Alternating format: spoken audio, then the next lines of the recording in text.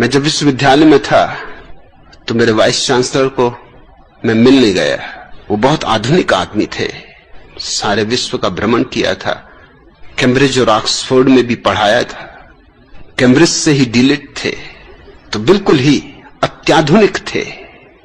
उन्होंने मेरी दाढ़ी मूछ देखी और मैं तो यूनिवर्सिटी में भी लुंगी पहनता था, एक बड़ा झब्बा, और खड़ा हूं कि आधा मील से लोगों को पता चल जाए कि मैं आ रहा हूं, तो लोग सावधान हो जाएं कि बाबा जी आ रहे। जिनको डरना हो डर जाएं, जिनको भागना हो भाग जाएं, जिनको जो भी इंतजाम करना हो कर ले। मैं गया था उनसे कि मुझे स्कॉलरशिप चाहिए। उन्होंने कहा कि स्कॉलरशिप तो पीछे हम बात करेंगे, पहले मैं ये पूछना चाहता हूं कि तुमने बाल और दाढ़ी क्यों बढ़ाए। मेरे विभाग के दो जो अध्यक्ष थे, मेरे जो प्रोफेसर थे, मुझे बहुत प्रेम करते थे, जो मेरे साथ गए थे मेरी सिफारिश के लिए कि मुझे निश्चित ही स्कॉलरशिप मिलनी चाहिए। वो मुझे समझा के ले गए थे कि देखो किसी विवाद में नहीं पड़ना। रास्ते भर मुझे समझाते रहे थे, देखो मैं तुमसे फिर कहता हूं। दरवाजे के बाहर भी उन्होंने मुझसे कहा, देखो मैं तुमसे फिर कहता हूं, बात विवाद नहीं करना, अपने को स्कॉलरशिप लेने से मतलब है, और स्कॉलरशिप तुम्हें मिल जाएगी। मैंने उनसे बात की है, वो राजी है, कोई अड़चन नहीं है। लेकिन तुमने अगर कोई बात विवाद खड़ा कर लिया तो मुश्किल खड़ी हो जाएगी। तुम जैसे मुझसे बात विवाद करते हो उनसे मत करना। मैं सुनता रहा, मैंने कहा कि जब उनसे नहीं करना तो तुमसे भी नहीं कर रहा हूं।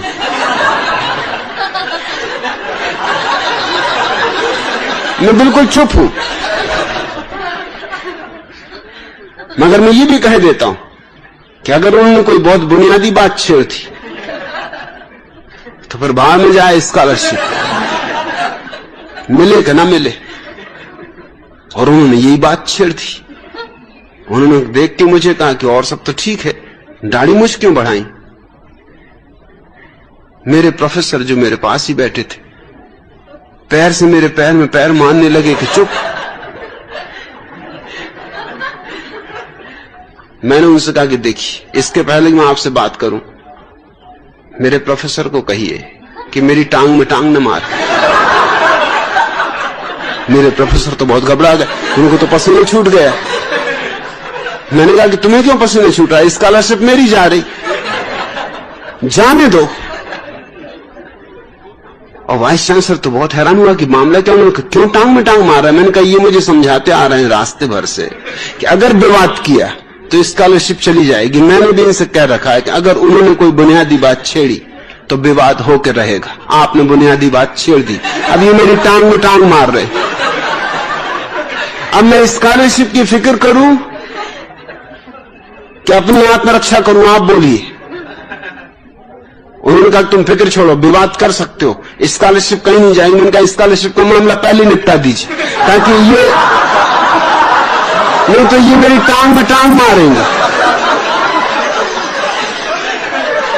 बात इतनी साफ थी कि उन्होंने पहले मेरी स्कॉलरशिप के फॉर्म पे दस्तखत किया कि ये खत्म, अब बोलो।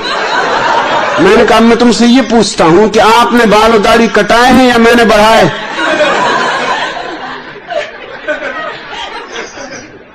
ये तो अपने आप बढ़े, आपने कटाए क्यों।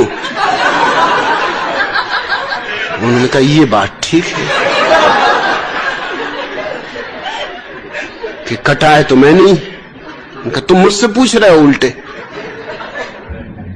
उल्टा चोर कोतवाल को डांट।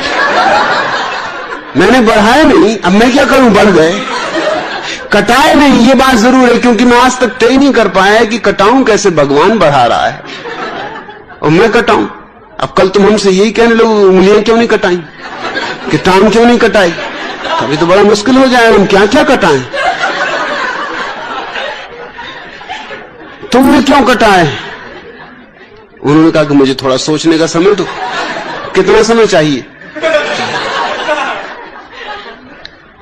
मैंने कहा स्कॉलरशिप का मामला तो खत्म हो चुका है, अब ये बात चलेगी, इसको मैं छोड़ने वाला नहीं हूं, मैं रोज आ जाया करूंगा।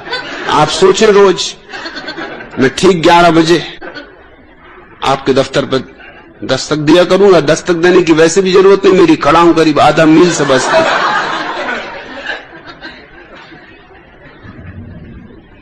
मैं रोज वहां जाने लगा। वो मुझे देखते ही से कहते कि भाई अभी नहीं सोच पाया। चौथे दिन मुझसे बोले कि तुम मुझे सोने दोगे कि नहीं। रात भर मैं करवटें बदलता हूं, सोचता हूं कि क्या जवाब देना। कटाए तो मैं नहीं है, ये बात तो सच है। कसूर मेरा ही है, जो कुछ भी भूल चूक है मेरी, पूछा भी मैं नहीं। मैंने उनसे पूछा कि थोड़ा सोचो तो, अगर कोई स्त्री दाढ़ी मूछ बढ़ा ले तो उसको तुम क्या कहोगे? कहे उसको हम पागल कहेंगे। तो मैंने कहा और कोई पुरुष दाढ़ी मूछ कटा ले उसको तुम क्या कहोगे? स्त्री बेचारी पागल, क्योंकि दाढ़ी मूछ बढ़ा ली। मैं उनसे पूछा कि अगर स्त्री दाढ़ी मूछ बढ़ा ले उससे कोई विवाह करेगा? कभी मुश्किल है उससे कोई विवाह करे। आप विवाह करोगे? मैं तो कभी नहीं करूंगा। दाढ़ी मूछ वाली स्त्री से कौन विवाह करे? तो मैंने कहा कि और जिस स्त्री ने आपसे विवाह किया है उसे चुल्लू भर पानी में डूब के मर जाना चाहिए। उसने दाढ़ी मूछ रहित पुरुष से विवाह कर लिया। ये क्या अन्याय है? ये कैसा मापदंड है? दोहरे मापदंड चल रहे हैं। 5वें दिन उन्होंने मुझसे कहा मैं हाथ जोड़ता हूं। प्रश्न तो मुझे और भी पूछने थे। मैं मतलब खड़ाऊं के संबंध में और ये चोगा और ये लुंगी, मगर मैं कुछ नहीं पूछता भैया, मुझे पूछने नहीं प्रश्न। मैं हार गया। मैं अपने प्रश्न वापस लेता हूं। और अब मैं समझा कि तुम्हारा प्रोफेसर क्यों तुम्हारे पैर में टांग मार रहा था। अरे वो मेरी टांग में टांग मारता तो ठीक था, उसे मुझे सावधान करना था, तुम्हें क्या सावधान करना।